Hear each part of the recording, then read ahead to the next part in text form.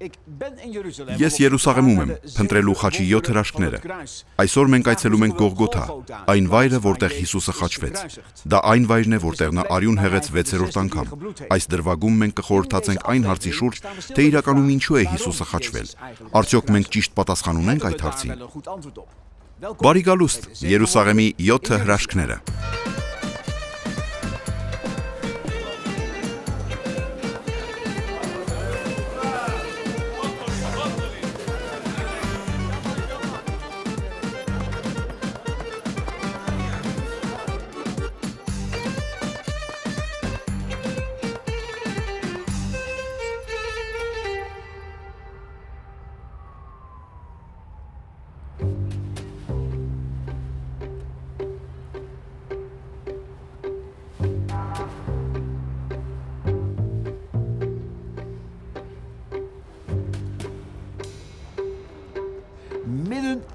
Երուսաղեմի հին քաղաքի սրտում մենք կարող ենք գտնել այն Էկե Հոմո կամարը մտրակման եկեղեցու հարևանությամբ։ Էկե Հոմո նշանակում է ահա այդ մարդը։ Այս խոսքերն արտասանել է Պոնտացի Պիղատոսը, երբ Հիսուսին կանգնեցրեց հրեա ժողովրդի առջև նրան մտրակահարելուց հետո։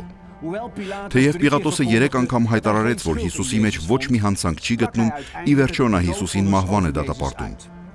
Նա լվաց իր ձեռքերը իր անպարտ լինելը ցուցադրելու համար, ապա հրամայեց խաչել Հիսուսին։ Համաձայն քրիստոնեական ավանդության, դատապարտումից հետո Հիսուսին այս վայրից տարան Գողգոթա, որտեղ նրան խաչեցին։ Այս ճանապարհը հայտնի է որպես Վիա Դոլորոսա։ Վիա Դոլորոսան լատիներենից թարգմանաբար նշանակում է տառապանքի ուղի։ Ավելի քան 1000 տարի ուխտավորները Հիսուսի հետքերով քայլել են Վիա Դոլորոսայով դեպի Գողգոթա։ Իրականում ոչ ոք վստահաբար չգիտի, արդյոք սա է իրական ճանապարհը, թե ոչ, քանի որ ներկայիս Երուսաղեմը կառուցվել է Երուսաղեմի ավերված հին քաղաքից 10 մետր բարձրության վրա։ Վիա Դոլորոսան անցնում է հին Երուսաղեմի բազմաթիվ նեղ փողոցներով։ Ճանապարհի երկայնքով կան խաչի 14 կանգառներ, որոնցից յուրաքանչյուրը նշում է Հիսուսի տառապանքի ճանապարհի որոշակի իրադարձություն։ Խաչի յուրաքանչյուր կանգառում դուք կգտնեք եկեղեցի, վանք կամ մատուռ, որտեղ հավատացյալները կարող են ժամանակ անցկացնել աղոթքի մեջ։ Ի վերջո Պիղատոսը հրամայեց խաչել Հիսուսին։ Նրան ստիպեցին կրել իր խաչը, ինչը նշանակում է, որ նա պետք է տաներ խաչափայտի հորիզոնական գերանը, որի կշիռը կարող էր լինել մոտավորապես 27-ից 45 կիլոգրամ։ Լինելով հյուսն, Հիսուսը սովոր էր ծանր գերաններ կրել ուսերին։ Սակայն այս անգամ նա ի վիճակի չէր դա անել։ Ճանապարհը նեղ էր եւ զառիթափ, սալահատակ անհարթ, իսկ մարդկանց բազմությունը հրմշտելով էր անցնում այդ փողոցը։ Հիսուսը ստիպված էր այդ ճանապարհով Վիա Դոլորոսայով կրել ծանր խաչափայտի գերանն իր վիրավոր ուսերին։ Առավոտյան մոտավորապես ժամը 9 էր, երբ Հիսուսը հասավ Գողգոթա, որտեղ նա պետք է խաչվեր հռոմեացի զինվորների կողմից։ Գողգոթան արամերեն բառ է, որը նշանակում է գանգ։ 1883 թվականին բրիտանացի գեներալ Գորդոնն այցելեց Երուսաղեմ։ Բացի զինվորական պարտավորություններից, նա հետաքրքրված էր նաև աստվածաշնչյան ուսումնասիրությամբ եւ հնագիտությամբ։ Գրեթե պատահաբար նա նկատեց մի ժայռային կազմավորում, որը շատ նման էր գանգի։ Հնարավոր է, որ սա լիներ գանգի տեղը, Գողգոթան, այն վայրը, որտեղ Հիսուսը խաչվեց։ Ես կգնամ եւ մոտիկից կնայեմ այս վայրը։ Սա այն վայրն է, որտեղ բրիտանացի գեներալ Գորդոնը կարծում էր, որ Հիսուսը կարող է խաչված լինել։ Եթե ուշադիր նայեք, ինձնից հետո կտեսնեք մի ձևավորում, որը իսկապես գանգի է նման։ Բայց ես այնքան տպավորված չեմ, որքան գեներալ Գորդոնը։ Հիմա այստեղ ավտոբուսի կայան կա, այստեղից վատ հոտ է գալիս, շատ աղմկոտ է, եւ ես իրականում չեմ ուզում շատ ժամանակ անցկացնել խորհելով սարսափելի խաչելության մասին։ Ես այն բավականաչափ ճշգրիտ նկարագրել եմ իմ խաչի 7 հրաշքները գրքում։ Ես գնում եմ դեպի հնագիտական այգի, որը գտնվում է Տաճարի լեռան ստորոտին։ Այնտեղ քարե մի պատ կա, որն ունի գրեթե 60 մետր բարձրություն եւ ժամանակին երկրորդ տաճարի մի մասն է կազմել։ Հենց այստեղ մենք գտնում ենք Հիսուսի ժամանակներից մնացած տաճարի տպավորիչ ավերակները։ Կարծում եմ, սա լավ վայր է խորհելու այն մասին, թե ինչու ի վերջո Հիսուսը խաչվեց։ Մենք գտնվում ենք Հերովդեսի փողոցում, Երուսաղեմի հնագիտական այգում, մեզնից վեր գտնվող տաճարի լեռից ընդամենը մի քանի մետր հեռավորության վրա։ Մենք այստեղ ենք, որովհետև շատ մոտ ենք այն վայրին, որտեղ իրականում քայլել է Հիսուսը։ Փողոցն անցնում է արևմտյան պարսպի կողքով, որտեղ նախկինում գտնվում էր տաճարը։ Երբ հռոմեացիները Քրիստոսից հետո ավերեցին Երուսաղեմը 70 թվականին, պարսպի ավերակները ցած նետվեցին։ Տարիներ առաջ հնագիտական պեղումների ժամանակ հայտնաբերվեց այս փողոցը, ինչպես նաև ավերված տաճարի բազմաթիվ մասեր։ Այդ կտորներից մեկի վրա եբրայերեն արձանագրություն կա։ Այն Երուսաղեմի տաճարի բնօրինակ կտոր է։ Փող հնչեցնելու վայրը փորագրված է եբրայերեն։ Քարի ձևը եւ փորագրությունը մեզ հուշում են, որ սա տաճարի բազրիքի մի մասն էր, որտեղ քահանան կանգնում էր փող հնչեցնելու համար։ Այդպես ազդարարվում էին շաբաթի սկիզբն ու ավարտը եւ հրեական տոները։ Ավակ ուրբաթ օրը կեսօրին, ուղիղ ժամը 3-ին, այս քարի վրայից ամբողջ Երուսաղեմով մեկ բարձր հնչեց փողը։ Այն պետք է ավետեր, որ Զատկվա գառը զոհաբերվել է ժողովրդի մեղքերի համար։ Հենց այդ պահին էր, որ Հիսուսը խաչի վրա աղաղակեց, որ կատարված է։ Զատկվա գառը տաճարում եւ Աստծո գառը խաչի վրա մահացան նույն պահին, այդ ավակ ուրբաթ օրը։ Այնտեղից, որտեղ կանգնած էր քահանան ու հնչեցրեց փողը, նա ամենայն հավանականությամբ կարող էր տեսնել խաչին գանված Հիսուսին։ Խաչի 6-րդ հրաշքի նշանակության մասին խորհելու ավելի լավ վայր չկա։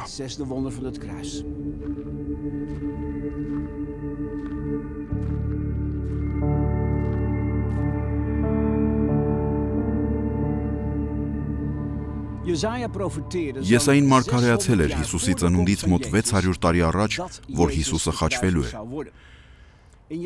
Եսայի 53-րդ գլխում նա ասել է. «Բայց նա մեր հանցանքների համար վիրավորվեց, պատիժը, որ մեզ բարօրություն բերեց, նրա վրա ընկավ»։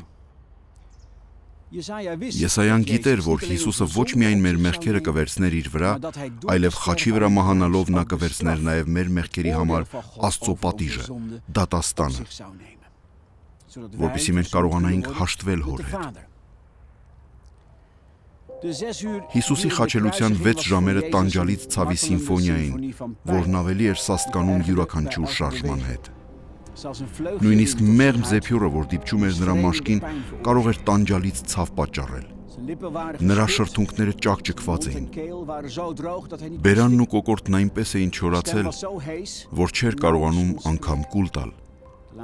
Նրա ձայնն այնքան էր խռպոտել, որ հազիվ էր կարողանում խոսել։ Վերջին անգամ Հիսուսը ըմպել էր Զատկվա ընթրիքին, վերնատանը։ Այն ժամանակից ի վեր չէր քնել։ Նա արյուն էր քրտնել։ Դեմքին հարվածել էին եղեգնափայտով,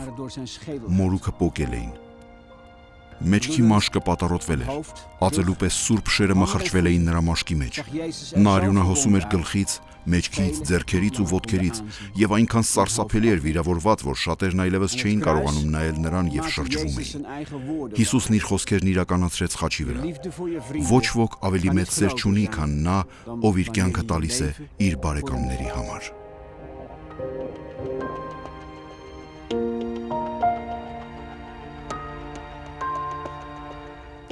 Հիսուսը մահացավ մի խաչի վրա, որը սկզբնապես նախատեսված էր Բարաբբայի համար։ Բարաբբան խռովարար էր ու մարդասպան։ Նա սպասում էր մահապատժի, խաչվելու իր հերթին։ Բարաբբա անունը նշանակում է հոր որդի։ Նա Ադամի բոլոր կորուսյալ որդիների եւ դստրերի խորհրդանիշն էր։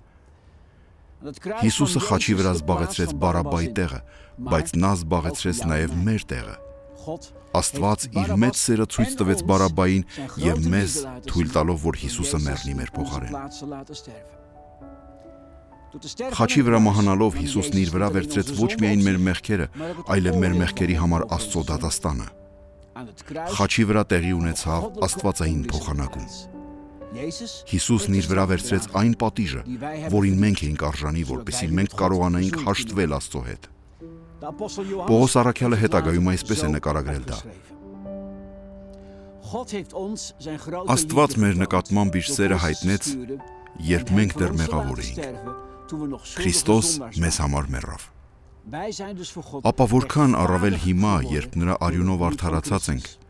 նրա բարկությունից փրկված կլինենք։ Որովհետև եթե այն ժամանակ, երբ թշնամի էինք Աստծուն, նրա հետ հաշտվեցինք իր որդու մահով, ապա որքան առավել կփրկվենք նրա կյանքով, երբ հաշտվել ենք։ Եվ ոչ միայն այսքանը, նաև Աստծով ենք պարծենում մեր Տեր Հիսուս Քրիստոսի միջոցով, որով հիմա հաշտությունն ընդունեցինք։ Door onze Heer Jezus Christus, want Hij heeft ervoor gezorgd dat het nu weer goed is tussen God en ons. Dit is het Սա է ավետարանը։ Հիսուսը չեկավ քեզ դատապարտելու, այլ փրկելու։ Աստված այլևս երբեք չի պատժի կամ դատապարտի քեզ, քանի որ Հիսուսը մեկ դարձավ քո մեղքերի հետ եւ իր հետ վերցրեց Աստծո դատաստանը քո մեղքերի համար։